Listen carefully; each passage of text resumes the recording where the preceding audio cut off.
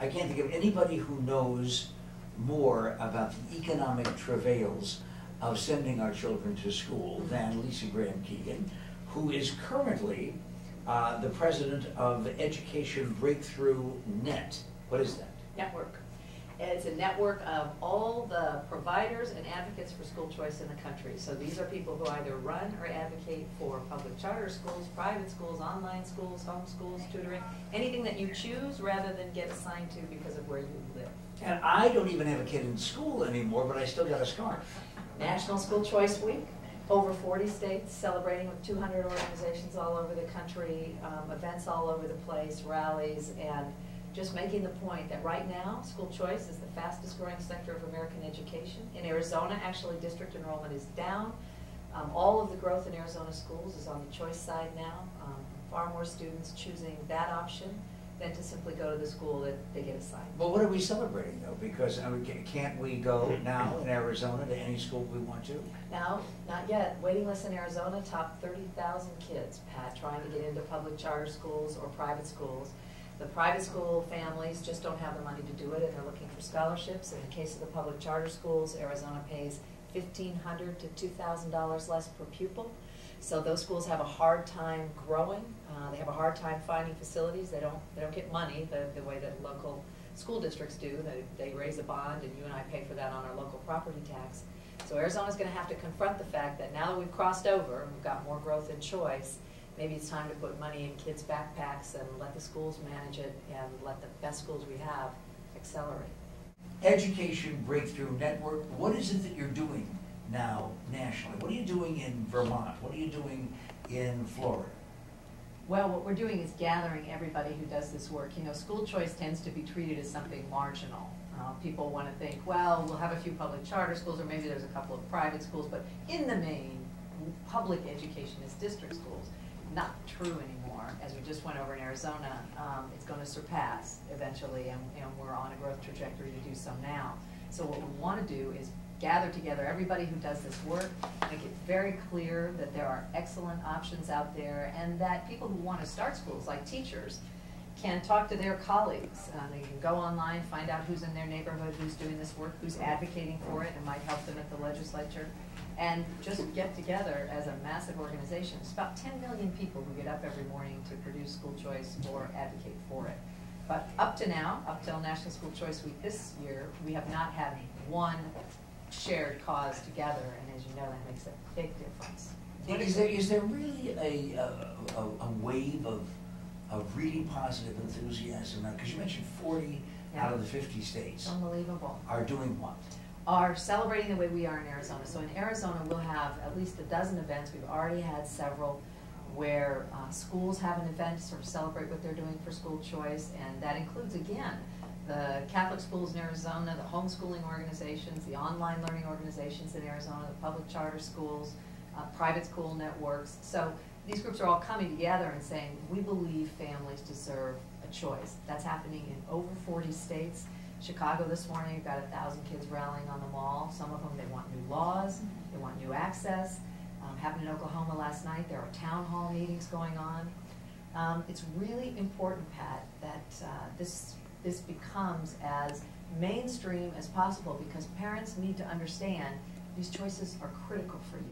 Basis was considered to be, on a poll that I saw last year, I guess, by some people, the #1 school in the country. U.S. News and World Report. I said, well, no, wait a minute. It can't be the #1 school in the country. It's in Arizona. We don't have great schools here. I'm told that constantly. Of course we do, but we just don't have enough of them. And the way that they do it is that they look all over the country for the best teachers in the country. They don't put money where it doesn't need to go. They pay for excellent teachers. Their teachers hire other teachers. They're all about excellence. They are a traditional school. They're not even using sort of a hybrid model with online learning, which a lot of schools are doing now. Carpe Diem and Yuma, fabulous school. That's one of the choices, That's right? one of the choices. Homeschooling, online, charter, public, private. But what is the choice factor for a public school kid who wants to go to an outstanding high school like Grover? So Arizona has tuition tax credits where you and Duffy could say, well, we want to give $1,000 of our tax burden. We'd rather give that to the Arizona School Choice Trust, who will then in turn turn around and give needy families scholarships so that they can offset, the cost of brophy. So in Arizona, that is paying for, well over 30,000 kids to go to school with 20,000 on a waiting list. Well, what happens to our public schools, though?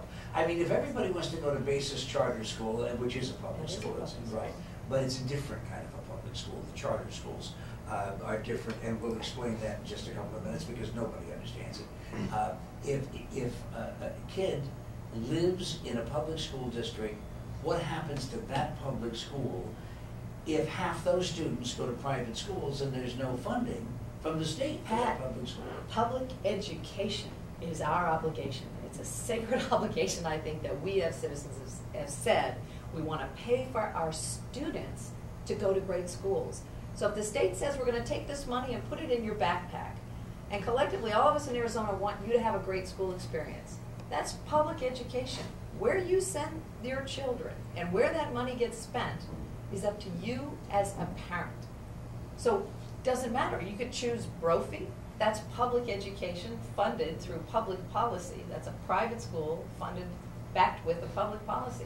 We got to get over ourselves, Pat. It isn't, we set up this sort of false dichotomy between school districts and public charter schools and private schools, and we try to pit them against each other because, well, you're not part of public education. That we focus on education first. We focus on schools who know how to do that in a fabulous way, and we make sure we have policies that allow kids to go to great schools tomorrow according to what their parents think is the best for them. Last night in the State of the Union address, President Obama was talking about us falling behind so many other nations in so many different subjects. Is this going to make a difference when it comes to the quality of education in America? Not only will it, it already has. So school choice is home to the cure, Pat. Last night in his box, Speaker Boehner had families whose children have gone to private schools in Washington, D.C., where most kids in the district are failing. Most of them, as Michelle Reed can tell you. So there's an option program for scholarships to go to private schools, just like the president and his wife choose to do. And unfortunately, last year that program got shut down. What Speaker Boehner said was, I'm going to put only school choice people in the speaker's box.